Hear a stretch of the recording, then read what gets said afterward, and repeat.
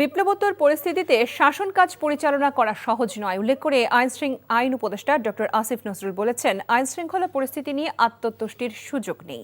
সকালে রাজশাহী পিটিআই মিলনায়তনে দেশের পরিবর্তিত পরিস্থিতিতে মানবাধিকার ও পরিবেশের উপর গুরুত্ব সহ আইন প্রয়োগ বিষয়ক কর্মশালায় যোগ দেওয়ার আগে তিনি কথা বলেন। আইন উপদেষ্টা বলেন, অন্তর্বর্তীকালীন সরকার ধ্বংসপ্রাপ্ত পুলিশ, বিচার ও বিভাগ এবং প্রশাসন নিয়ে কাজ করছে। এছাড়া পতিত ফ্যাসিস্ট শক্তির কিছু লোক পালিয়ে গেলেও বেশিরভাগই দেশে রয়েছে।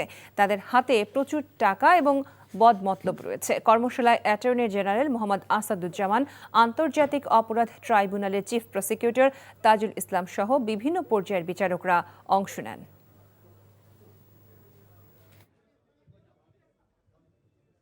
যারা পতিত ফ্যাসিস্ট শক্তি আছে, এরা তো আপনার কিছু লোক পালিয়েছে, মেজরিটি তো দেশে থেকে গেছে এবং তাদের হাতে হাজার হাজার কোটি টাকা। এগুলি তো বানানো কথা না, আপনারা জানেন।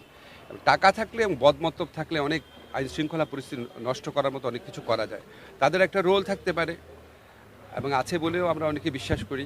এছাড়া যারা স্বভাবগত অপরাধী, তাদেরও অবশ্যই ভূমিকা আছে এখানে। আমাদের ব্যর্থতা আছে, এটা অস্বীকার করার কোনো রকম উপায় নাই।